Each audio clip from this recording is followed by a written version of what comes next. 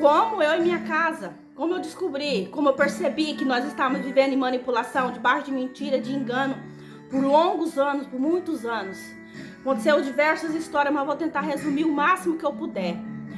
De repente chega pessoas, líderes vindo de fora do mesmo ministério para esse lugar. De repente esse líder que era dessa igreja, ele mudou da água para o óleo. Não falei da água para o vinho, da água para o óleo. Mudou assim, no piscar de olho. Tudo que ele fazia, as peias, as confusão, as situações difíceis, sabe? Aquela situação que você tinha até medo, às vezes você tinha até medo de ir para a igreja, você já ia com medo, com temor.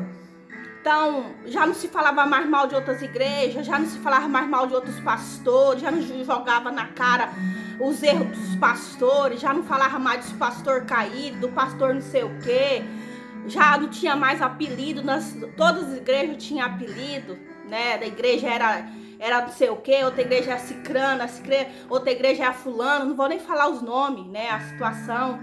Outras igrejas era, sabe, cada igreja tinha um apelido. Então, o líder manipulador, ai, se eu soubesse disso antes, meu Deus. O líder manipulador, ele fala que só daquela igreja sai poder, que só daquele lugar tem cura e libertação. Então, quando essas pessoas chegou nova na igreja, de repente mudou tudo. Você podia até visitar outra igreja, você podia até ler outros livros que era de outro ministério, você podia até assistir um vídeo de outro ministério, de outra linha, né? Porque antes você não podia jamais, cuidado com o livro que você lê, você não leia, não faça isso, não faça isso, não faça aquilo, sabe? Aquela proibição, aquele medo, trabalhando só embaixo de lança. E quando essas pessoas chegou na igreja, eu percebi a diferença. De repente, um dia esse povo não foi pro culto por algum motivo deles, e nesse dia esse líder voltou a falar aquelas situações horrorosas, zombar, debochar, como ele fazia alguns dias antes. Aí eu olhei pro lado, olhei pro outro, falei, o povo não tá aqui, então é por isso. Então é duas caras, é manipulação. Eu não sabia da palavra manipulação. Eu não sabia falar a palavra manipulação, de tão a mente e os olhos fechados para essa situação. E eu fiquei assim, meu Deus, que coisa. Então, quando a fulano, o ciclano tá aqui é uma coisa. Quando o fulano, o ciclano não tá, é outra. Aí depois eu fui entender por quê. Porque esses líderes maiores, né, que chegou ali, com certeza ia entender o que era manipulação. Porque eu eu saí do mundão e vivi só ali, cercada naquela sistema, naquela coisa. Então, eu não conhecia outro tipo de igreja, eu não conhecia outros sistemas, eu não conheci nada. Então, o jeito que fazia, o jeito que falava, sabe? Era com medo, era com temor, mas a gente fazia. Então, eu percebi que era manipulação, porque aquelas pessoas estavam ali, quando não estavam era uma coisa, quando não estavam já aproveitavam, falavam outras coisas. E sempre nessas reuniões era muita... Quando tinha reunião, quando esse povo novo não tinha chegado, pausei o vídeo porque eu tive que resolver um problema ali. Então, meu esposo, antes nós já tínhamos até nos afastado um pouco, mas nunca nos passavam pela cabeça de sair da igreja, sair do ministério. De repente, a gente tinha um carro, um estradinho que cabia 2 pessoas e minha família é 4 pessoas. Eu falei, a gente tem que comprar um outro carro. Ah, não, mas esse carro aqui é de eu e do pastor ir buscar moto na cidade vizinha, que eles buscavam moto de leilão. Tá bom. Aí, tipo assim, ele não chegou a falar, mas ele não gostou. Sabe quando a pessoa te corrige com o olho e tipo, fica assim, você sabe quando a pessoa quer ou não quer alguma coisa, tipo sua mãe, seu pai, a autoridade ali? Eu falei, não, nós precisamos trocar, nós precisamos ter um carro para carregar a família. E nós fomos mesmo assim, trocamos esse carro por um golzinho que cabia a nossa família, as 4 pessoas. Chegamos na casa desse líder para ele consagrar, que é o normal, né? Levar para consagrar, para tal, para abençoar o seu carro, sua moto, sua casa. Esse homem, ele não deu uma risada. Ele não se alegrou, ele não ficou alegre, ele não ficou feliz. De repente, ele calou, ficou quieto, e passou uns minutinhos, ele falou assim, você trocou o carro? Baixinho pro meu marido, com a boca fechada. Tinha umas pessoas lá, só que finge que não aconteceu nada, que não viu nada. Aí de repente ele levanta, vai lá, diz que foi lá e ungiu, abençoou o carro. Aí até a pastora se assusta e fala assim, nossa, você já ungiu o carro do Marcos? Já. Nós vimos aquela situação, levantamos, fomos embora para nossa casa. Desse dia em diante a gente ficou com o coração triste, mas oramos, repreendemos para não criar raiz de amargura no nosso coração. E só que também nós nos afastamos um pouco, nós não queríamos mais ficar daquele jeito como ficava. Meu esposo era todo dia, praticamente toda semana, indo lá, tomava café, não sei o que, não sei o que. E aí, de repente, a gente conseguiu comprar uma bicicletinha pro meu filho, um Aro 29. E esse líder, esse pastor se alegrou e fez uma festa. Foi lá e ungiu, consagrou a bicicleta, sendo que nós não tínhamos nem pedido pela situação passada. Nós ficamos já até resguardados. E aí, acho que ele caiu em si, viu o que ele tinha feito, né? Tipo assim, olha, você transpassou demais, que você não gostou, você não se alegrou com a conquista dos fulano. Então, ele foi lá, ungiu, consagrou a bicicleta. Isso fez a gente ficar mais de olho aberto, né? Fez a gente ficar mais assim. E nesse meio tempo, ele percebeu que a gente se afastou. Que a gente não tava mais e lá, não sei o que, aquela moagem toda. E aí ele ficava metendo pau e pé, porque o líder não vai mais na minha casa, porque o líder tem inveja de mim, porque o líder não sei o que, não sei o que. Só que nós não quis casar conversa, confusão, nós só oramos, colocamos diante de Deus, saímos fora. Só que o líder manipulador, ele não aceita que ele que não esteja bajulando, que não esteja adulando, que não esteja alisando, que não esteja em cima. A gente entendeu o que ele quis falar com aquilo. Ele não se alegrou com a nossa conquista, não se alegrou com a nossa casa. Isso já era um motivo, né? Pra que, vamos sair. Mas não, nós perdoamos aquela situação, conversamos entre si, eu e meu esposo, resolvemos seguir em frente, mas sempre ele acusando de líder invejoso, que eu não ia mais na casa dele tomar café com ele. Tá, a situação passou, nós fomos para uma viagem para Manaus, fomos 7 dias, 8 dias para ir e voltar pela Transamazônica, que é terrível. Foi uma viagem muito sofrida. Lá nós vimos muita coisa que saiu pela boca dele, as atitudes dele.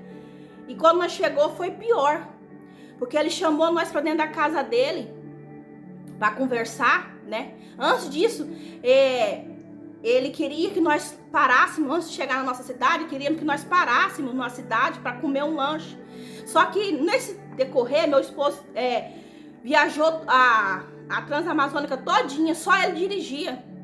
Então ele tava muito cansado, estressado, já aconteceu muita coisa nessa viagem. Um dia eu vou contar. E aí o que aconteceu? Meu esposo não quis, porque na hora do almoço ele não tinha nem almoçado direito, ele não quis, tá bom. Aí ele ficou muito bravo, esse líder. Então me leva pro meu hotel lá que eu já vou dormir. Porque vocês vieram aqui foi pra me servir. Vocês vieram foi pra me servir, tipo assim, que nós éramos empregados dele. Que nós tínhamos que ficar levando ele pra um lado, pro outro, fazendo não sei o quê. Sim, o discípulo tem que honrar, cuidar do seu pastor, sim, mas não ser empregado dele. Ele pegou uma situação de cansaço, de estresse, que já tava com briga, que tinha acontecido briga entre ele e meu esposo, e queria que meu esposo fosse lá comer com ele, fosse lá todo sujo, todo lambrecado de barro. Meu esposo falou, não, pastor, eu tô muito cansado, eu quero ir pra casa da minha tia dormir, pra gente descer pra nossa cidade. Mas foi assim, como jogar um pau na cara dele. Foi terrível. Vocês vieram pra me servir, vocês não estão me servindo. E olha... E aí nós deixamos ele lá no hotel, ele já ficou bicudo, já não falava mais nada. Meu esposo mandou mensagem perguntando a hora que ia sair e tal. Já não respondia, já não falava mais nada. Emburrado, com raiva, né? Porque meu esposo não quis ir lanchar com ele num lugar lá. Chegamos na nossa cidade, estava saindo. Ele falou, entra aqui pra dentro da minha casa, nós precisamos conversar. Entramos pra dentro da casa dele. Vocês são ladrão de dízimo. Você, Marcos, tem roubado a Deus, você é ladrão. Vamos ver, você entregou o dízimo esse mês? Aí o Marcos falou assim, não, pastor. E eu também falei, não, pastor, nós não entregou, porque o dízimo, o salário caiu agora no meio da viagem. E não deu tempo de entregar o dízimo, nós não entregou o dízimo, eu não corri atrás disso. Né, por causa da tribulação que foi essa viagem. Mas essa viagem foi uma benção para tirar a máscara de uma vez dos nossos olhos, as escamas dos nossos olhos, para a gente enxergar onde a gente estava e o que estava acontecendo na nossa vida. E aí, por que vocês são ladrão? Aí eu falei, pastor, o Marco não entregou ainda, porque o dinheiro caiu no meio da viagem. Mas meu esposo não é ladrão, nós não somos ladrão de dízimo. Mas Deus me falou que vocês são ladrão de dízimo. Então Deus está mentindo. Aí eu me assustei ainda, de ter uma risada, brinquei, falei, pastor, Nós não roubamos Deus, nós somos lá. Só que se na venda de uma moto, na venda de um carro, de alguma coisa que meu esposo possa ter vendido, ele possa ter deixado de entregar. Mas o nosso salário é entregue todo o tempo na casa do Senhor. Mas por que ele falou isso? Porque a gente parou de ir na casa dele. Porque o dízimo do líder tinha que ser entregue na casa dele. Já pensou isso? O líder tinha que ir lá entregar o dízimo na casa do pastor. Não é na igreja não, agora não sei se mudou, né? Mas era lá. Como meu esposo saiu fora, parou de bajular pela situação que ele fez com o carro, ele então achou que a gente estava roubando. E eu ainda vou vir aqui para contar o nosso testemunho, que o nosso dízimo diminuiu, o nosso salário diminuiu, por conta de uma situação. Então, por nosso salário ter diminuído, ele achou que nós estávamos roubando o dízimo, ele achou que nós estávamos mentindo. Porque eu já tinha passado a situação que estava acontecendo na nossa vida, com as empresas que a gente trabalha e cuida.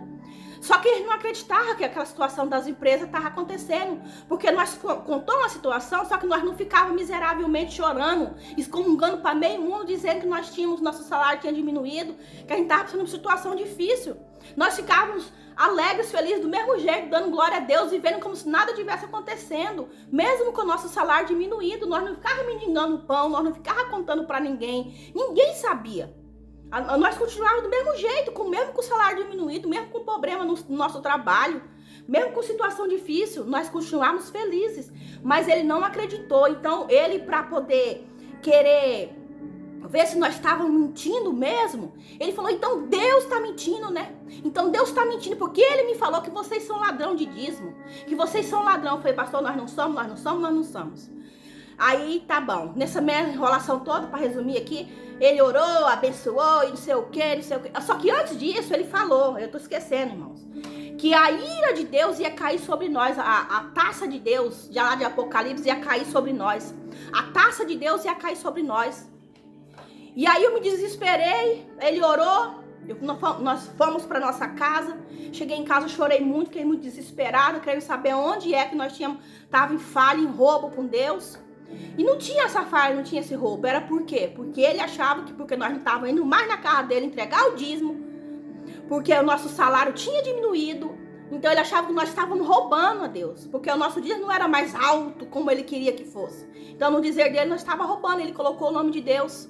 E eu fiquei ali, falei, meu Deus, meu Deus, meu Deus, não deixa a ira de Deus cair sobre mim, sobre a minha casa, não deixa a taça de Deus virar sobre a minha casa. E aí, mesmo assim, eu e meu esposo, nós orou aqui em casa e pedimos, Deus, mostra onde nós roubou, mostra a nossa falha. E nós fomos para a igreja à noite. E na igreja à noite foi pior, porque ele começou a amaldiçoar. E ele disse que Ananias e Safira, que a mulher encobriu o homem roubar, que era 2 ladrão, e ó, pau, peia.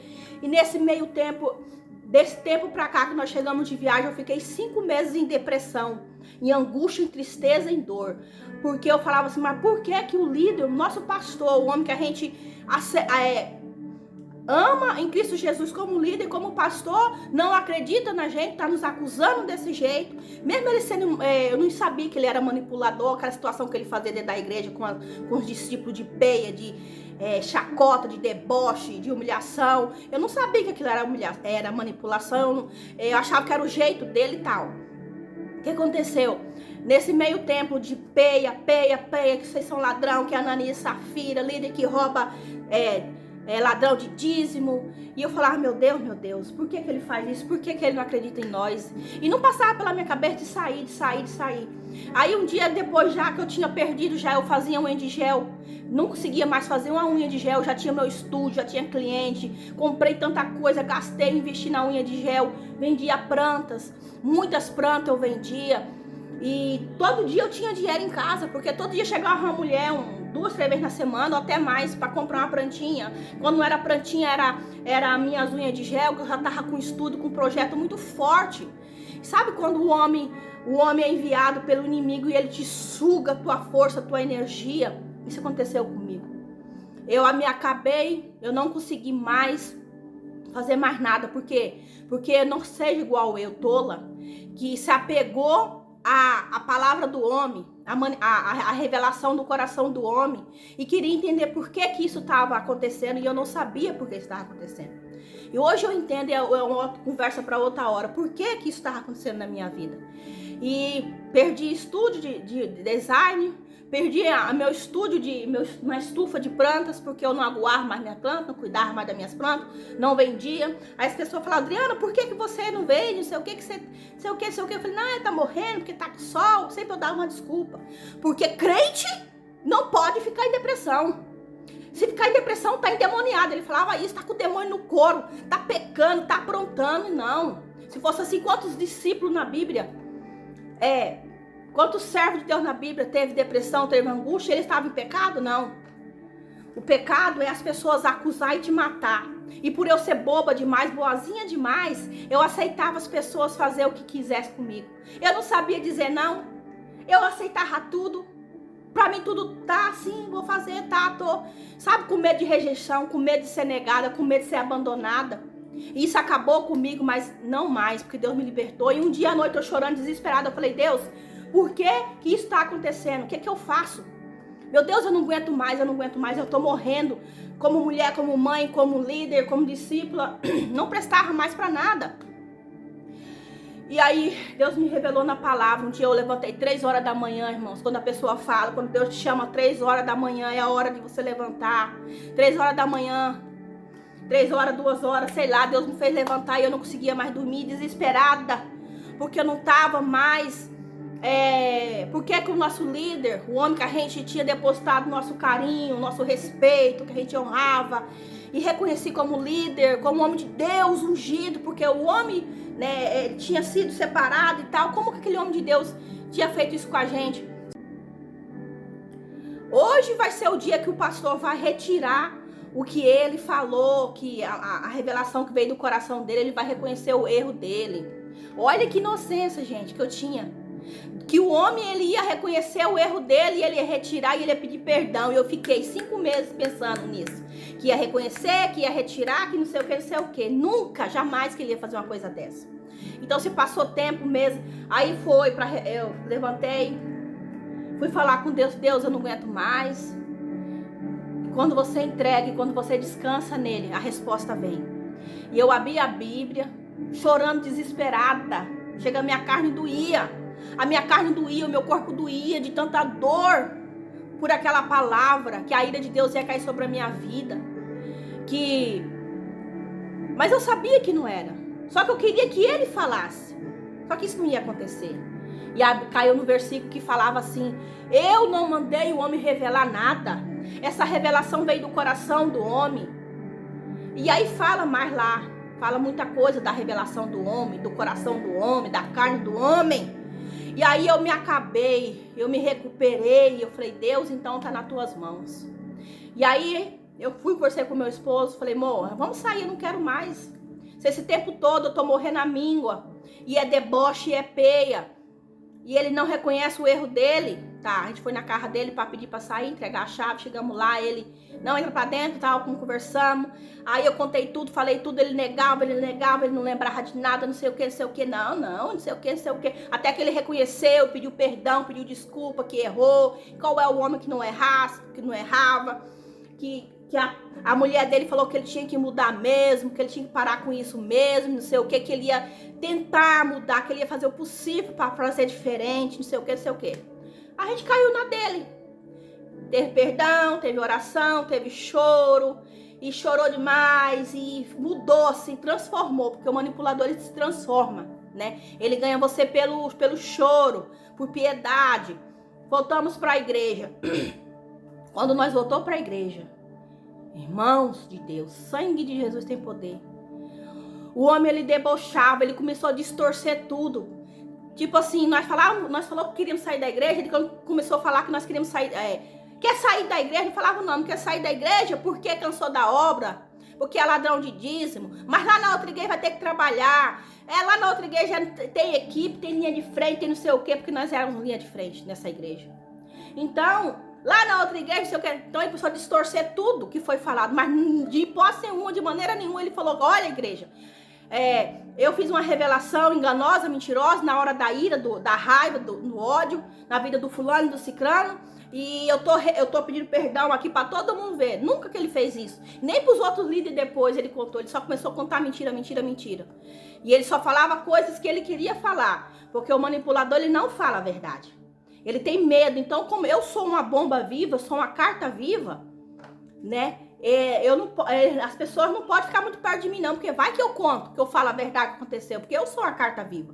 Então, o manipulador tem muito medo, né? E Deus me guarda e me protege diante dessa confissão, desse testemunho que eu tô falando, guarda a minha casa, da mão do homem surdo, do homem maligno, nos proteja, porque assim a Bíblia fala, né? Que nós temos que pedir proteção. Então, o que a palavra fala em Gálatas 5:1? Não fique debaixo de jugo de escravidão. E antes de eu vir gravar esse vídeo, eu pedi a Deus me dar uma palavra, uma orientação. E aí Deus falou, não fique debaixo de jugo de escravidão. Por que na Bíblia, irmãos, Deus revelou tudo, Deus não escondeu o pecado de nada, de ninguém. Tá tudo lá no mínimo detalhe, o pecado, a situação de cada um fez. Por que eu tenho que ficar calada? Não vou ficar calada, não vou me calar. Me xingam, me humilham, me chamam de desonrada, de pecadora. Cada absurdo que até fugiu da minha mente, que me falam, que me xingam. Mas vocês acham certo uma pessoa ficar debaixo de um jugo desigual, de manipulação, de mentira, de escravidão, sendo que Deus fala em Gálatas 5:1? Não fiquei debaixo de jugo. Então as pessoas estão escravizando, manipulando, enganando as outras pessoas e achando que Deus nunca vai cobrar delas, que o juiz de Deus nunca vai vir.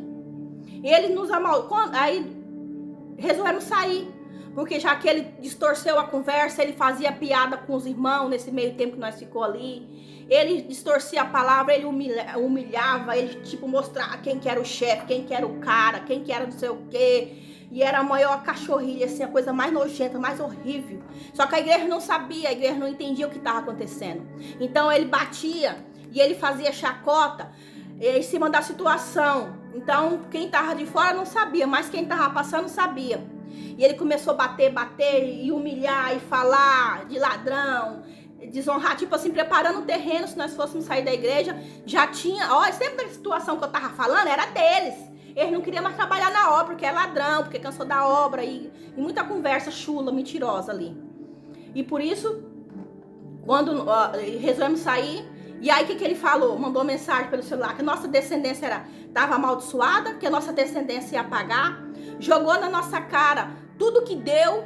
O líder manipulador que não é curado, ele joga na cara o que deu, o que fez, o que não fez. 200 e poucos eu te dei. Você lembra que eu te dei 200 e pouco, tal. Você lembra que eu fiz isso e isso por você? Você lembra que eu te dei isso e isso? Eu paguei preço de jejum, de oração. Eu fiz isso, roubando a glória de Deus, roubando. Porque Deus é que faz a obra. Deus é que cura, Deus que liberta. Ele liberta sozinho. Glória a Deus por isso. Não temos que ficar debaixo de jugo de homem, porque, Deus, o homem... Eu não posso sair daqui, eu não posso fazer isso porque ele deu isso, ele fez aquilo. Como que eu vou sair daqui? Como que eu vou fazer tal coisa se ele fez, se ele deu? Porque o líder manipulador, ele prende por dar. Ele prende por comprar as pessoas, ele dá, ele empresta, ele cuida, ele zela assim por um tempo, mas depois o pau come. Porque é cientificamente comprovado, se você ganha alguma coisa de alguém, dificilmente você vai conseguir não entregar ou não ficar ali. Então é uma situação bem difícil. Tem vários vídeos eu explicando vários passos da manipulação, várias coisinhas aí que vocês quiserem assistir. Mas foi isso que aconteceu na minha vida, né? Tem muita mais coisa que aconteceu e eu vou vir falar por que isso aconteceu na minha vida. Isso foi uma situação antepassada da minha avó, uma maldição hereditária da minha avó, né? Que eu vou vir contar. E o que aconteceu com a minha avó, o inimigo quis fazer comigo. Então a maldição hereditária se repete. O diabo envia pessoas para tentar te bloquear, para tentar te paralisar. Mas Deus é Deus do universo, Deus grande, Deus maravilhoso. E eu quero dizer para você, não fique debaixo de manipulação, de profecia, de mentira de homem, de ódio de homem, de engano de homem. Então é muita coisa que aconteceu na minha vida que me fez tomar essa atitude de sair desse lugar, que era um lugar de repreensão. Porque Deus tem vara e tem cajado, mas não pra você se sentir um cachorro, uma cachorra. Não pra você se sentir um vagabundo. Não pra você se sentir um ator, mas pra trazer cura e te lavar. Mas não para o pecado, pra vara e o cajado que está sendo usado em você, te fazer... Eu faço porque eu posso, porque eu sou o líder ungido daqui. Ai de você te falar de mim. Você vai pro inferno, você tá com praga, você vai ser você tá endemoniado, você vai morrer se você não fazer o que eu mando. As coisas de Deus não é assim. Isso é regra de homem, é mentira de homem. Deus usa vários cajados, irmão, para a gente ser tratado, curado e liberto. Não para fazer revelação do coração do homem na hora da raiva. Não para sentir inveja, não para jogar na sua cara o que deu, o que não deu, que você não pode fazer isso ou aquilo, porque você está endemoniado, porque você não pode sair desse ministério porque eu te dei isso. Olha, eu fiz tanto por você, agora você me abandonou. Eu fui traído, eu fui deixado. Sabe, faz chantagem, faz humilhação para as pessoas que estão ao redor, que estão ali dentro. Não adianta você ir lá falar, olha, mas ele fez isso comigo, ele está mentindo, ele está enganando. Porque as pessoas que estão ali estão alienadas, estão com os olhos tampados, elas não veem. Porque eu fiquei mais quase 14, 15 anos alienada, com as vistas tampadas e não enxergava que aquilo era manipulação, era mentira, era engano. E ele sabia jogar, sabia conversar, sabia fazer as estratégias. Deus fala na palavra dele, nem todos que cura, que liberta, no nome do Senhor, Deus reconhece, porque no dia do juízo Deus vai falar, aparta de mim porque eu não te conheço. Então faz sinais, faz prodígios, faz maravilha, às vezes até usado pelo diabo para enganar as pessoas, e fala, olha, eu sou muito santo porque Deus fez isso, isso, isso. Deus faz porque é no nome dele. Deus cura e liberta porque é no nome dele, não porque o homem fez, não porque eu tenho poder, não porque líder, pastor tem poder de nada. Nós somos uma carne velha podre que vamos morrer e vira palha, sombra que passa, porque é Deus que faz a obra, é Deus que liberta. E nesse lugar, muitas vezes era roubada a honra e a glória de Deus. Porque quando o homem toma e fala, olha, você era um noiado, um vagabundo, sua casa era destruída, você era um pobre miserável, cheio de carrapicho, e eu fiz a obra de Deus na sua vida. Você está limpo, sarado, porque está debaixo da minha mão. Porque se não fosse aqui, ó, debaixo da minha mão, você estava do mesmo jeito. E quantas vezes nós acreditamos, eu em minha casa, que não existia igreja, que não existia lugares, porque era pregado que só ali tinha cura e libertação. Manipulação, mentira do homem. Era pregado que só ali era santo, só ali era não sei o quê. Deus nos libertou. E eu vou vir para contar o testemunho da minha avó. Você repetiu com a minha avó, você repetiu comigo, mas Deus trouxe misericórdia.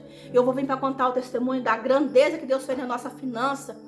Tudo aquilo que o homem falou, o que Deus mudou e transformou.